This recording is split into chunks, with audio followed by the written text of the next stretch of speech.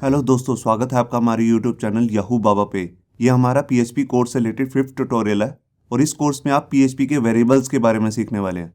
Variables को समझने के लिए मैं आपके सामने यहाँ पर एक सिचुएशन रख रहा हूँ, उससे आपको समझ में आ जाएगा कि वेरिएबल्स का क्या यूज़ होता है। मैं यहाँ पर एक मैसेज प्रिंट कराना चाहता हूँ पीएचपी की हेल्प से, जैसे कि याहू बाबा। तो जैसे कि आपने हमारी पिछली वीडियो ट्यूटोरियल में देखा था, इसके लिए हम कमांड यूज़ करते हैं इको। और मान लीजिए यही मैसेज मेरे को बार बार प्रिंट कराना है, तो उसके लिए मेरे को ये बार बार यही सेम कमांड लिखनी पड़ रही है और उसके अंदर सेम मैसेज देना पड़ रहा है, याहू बाबा याहू बाबा। अब यहाँ पे एक सिचुएशन देखिए कि हमारा जो क्लाइंट है वो कहता है याहू बाबा नहीं लिखना, याहू बाबाज लिखना है, यहाँ पे एस लगाना है। अब हमने ये याहू बाबा जो है मान लीजिए 10 जगह या 50 जगह लिखा है, अब हमें सेम यही मैसेज 50 जगह जाके लिखना पड़ेगा। तो इस सिचुएशन से बचने के लिए हमारे पास यहाँ पे आते हैं वेरिएबल्स। वेरिएबल्स के अंदर हम क्या करते हैं, एक नेम लेते हैं और उसके अंदर हम वैल्यू स्टोर करा देते हैं। यहाँ पर देखिए उसका एक एग्जांपल, यहाँ पर हमने ए नाम का एक वेरिएबल लिया है और इक्वल्स टू डाल के यहाँ पर उसको एक वैल्यू असाइन कर दी। जैसे ये हमने स्ट्रिंग वैल्यू लिया है। अब जहां जहां पर भी मैं याहू बाबा को प्रिंट करना चाहता हूँ वहां पर मैं इको के साथ अपना वेरिएबल का नेम यूज करूंगा। ये देखिए, अब इससे फायदा क्या होगा, मान लीजिए अब हमें यहाँ पर जाके बाबाज लिखना पड़े तो सिर्फ एक ही जगह चेंज करना है और हमने जहां जहां पर भी इस वेरिएबल को यूज किया होगा वहां ऑटोमेटिकली हर जगह वेरिएबल की वैल्यू चेंज हो जाएगी, याहू बाबाज। तो वेरिएबल का जैसे मैंने यहाँ पर आपको एक एग्जांपल दिया है, हम पीएचपी में इसको ऐसे नहीं लिखते। पीएचपी में लिखने के लिए इसको एक स्पेशल तरीका आता है, उसको देखते हैं। यहाँ देखिए, उसके लिए हमारे को वेरिएबल के नेम के आगे यहाँ पे डॉलर का साइन देना पड़ता है और उसके बाद यहाँ पर इक्वल टू देके जो भी हम यहाँ पर वैल्यू साइन करना चाहते हैं वो हम कर सकते हैं। और जब भी हम इसे प्रिंट कराना चाहेंगे तो हम इको के बाद यहाँ पे लिखेंगे वेरिएबल का नाम, जो कि डॉलर के साथ ही आएगा।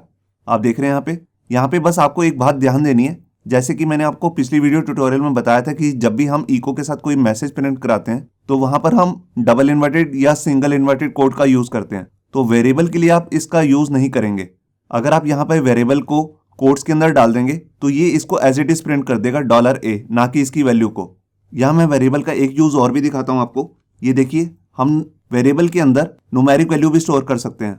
जैसे मैंने यहाँ पर नम नाम का एक वेरिएबल लिया है, नम मतलब नंबर, और इसके अंदर एक डेसिमल फॉर्म में एक न्यूमेरिक वैल्यू डाल दी और इसको यहाँ पे प्रिंट करा दिया।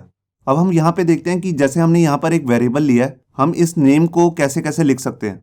तो पीएचपी के अंदर वेरिएबल नेम लिखने के दो तरीके हो सकते हैं, या तो वो सही तरीका होगा या वो गलत तरीका। तो पीएचपी के अंदर जो डिफाइंड सही तरीके हैं वो कुछ इस तरीके से हैं। यहाँ पर देखिए, जैसे हमने यहाँ पर एक वेरिएबल का नेम लिया है फर्स्ट नेम, तो यहाँ पर हम डॉलर का साइन लगाएंगे और जो पहला करैक्टर है वो हमेशा अल्फ़ाबेट ही होना चाहिए। और यहाँ पे देखिए, या तो हम उसकी जगह पे अंडरस्कोर ले सकते हैं, हम बीच में भी कहीं पर अंडरस्कोर ले सकते हैं। मान लीजिए एक ही वेरिएबल के अंदर जैसे दो वर्ड्स हैं तो उसके बीच में यहाँ पर अंडरस्कोर ले सकते हैं, या बीच में हाइफन भी आप लगा सकते हैं। वेरिएबल के नेम को आप पीएचपी के अंदर कैमल केस में भी लिख सकते हैं। कैमल केस मतलब जैसे फर्स्ट के साथ दूसरा वर्ड आ रहा है, उसका जो पहला करैक्टर है उसको हम कैपिटल में लिख देंगे।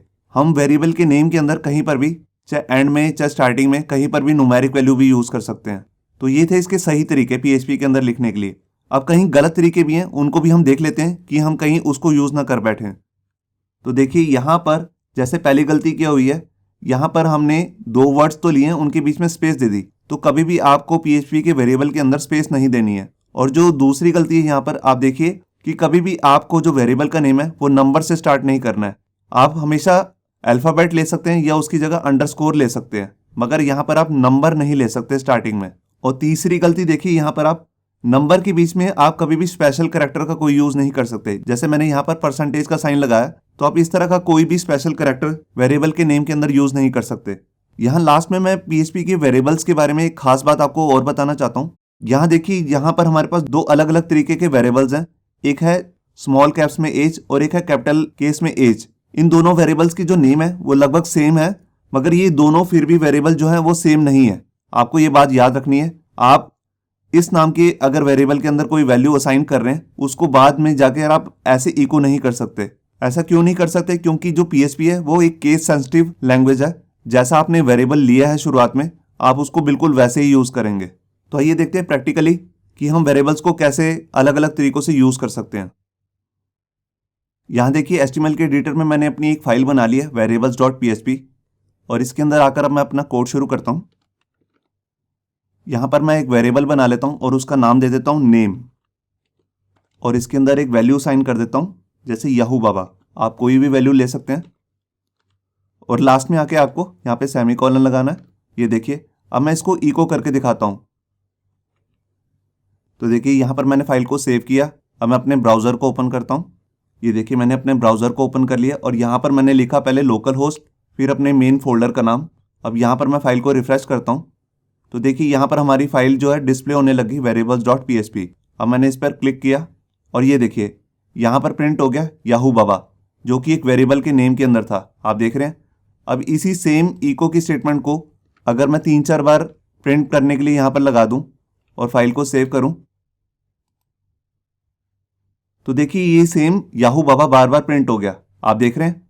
अब मान लीजिए मेरे को इसके अंदर कुछ चेंज करना है, मैं एक ही जगह जाके चेंज करूंगा। देखिए यहाँ पर मैं HTML का टैग लगा लेता हूँ, ब्रेक टैग। अब मैंने फाइल को सेव किया और ये देखिए ब्रेक टैग हर लाइन में लग गया। जहां जहां पर भी वो मैंने वेरिएबल का यूज किया था, नेम नाम के वेरिएबल का, वहां हर जगह ब्रेक टैग लग चुका है। अब मैं वेरिएबल का एक दूसरा यूज भी दिखाता हूं आपको। मैं इको एक ही बार करना चाहता हूं और इसके साथ मैं HTML का एक टैग लगाना चाहता हूं, हेडिंग टैग। तो मैं ऊपर नहीं लगाना चाहता। मान लीजिए मैं कहीं पर हेडिंग 2 लगाना चाहता हूं, कहीं पर हेडिंग 1। तो उसके लिए मैं यहाँ पर अपना हेडिंग 1 टैग ले लेता हूँ और उसके बाद मैं यहाँ पर कॉन्कैटिनेशन का साइन भी दे देता हूँ। और देखिए यहाँ पर मैंने अपना हेडिंग टैग 1 जो है उसको क्लोज कर दिया। तो जैसे कि मैंने आपको अपनी पिछली वीडियो ट्यूटोरियल में बताया था कि जितने भी HTML के टैग होते हैं वो हमने कोट्स के अंदर देने हैं, और जो वेरिएबल का नाम है मैंने आपको अभी बताया है कि वो विदाउट कोट्स देना आपको। तो उसके लिए मैंने यहाँ पर कॉन्कैटिनेशन का यूज़ किया है, जिसको हम यहाँ पे डॉट से डोनेट कर रहे हैं। मैंने फाइल को सेव किया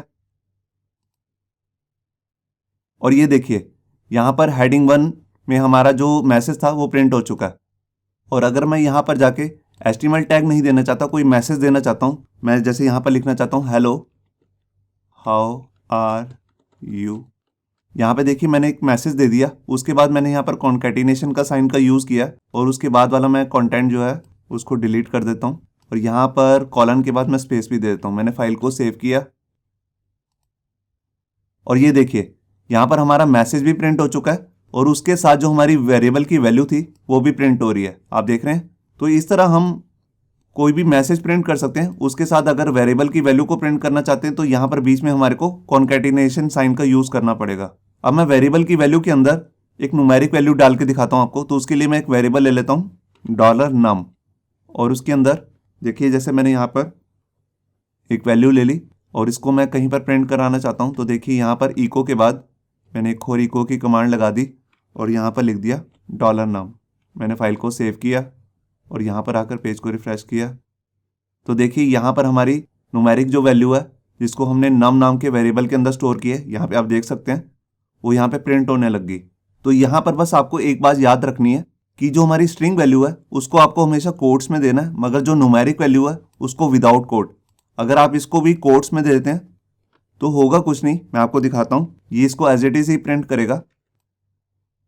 ये देखिए इसको ये अभी भी एज इट इज ही प्रिंट कर रहा है, मगर ये इस समय स्ट्रिंग बन चुका है। और अगर मैं इस num नाम के वेरिएबल को आगे कहीं अर्थमेटिक ऑपरेशंस में यूज करूंगा तो मैं इसको कैलकुलेट नहीं करा सकता, क्योंकि ये इस समय एक स्ट्रिंग बन चुका है।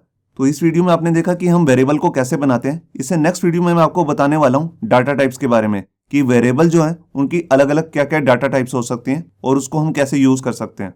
होप सो आपको ये हमारा वीडियो ट्यूटोरियल अच्छा लगा होगा। अगर अच्छा लगा है तो वीडियो को प्लीज़ लाइक करना मत भूलिए। अगर आप ऐसे ही रेगुलर अपडेट चाहते हैं तो हमारे चैनल याहू बाबा को सब्सक्राइब करना मत भूलिए। Thank you.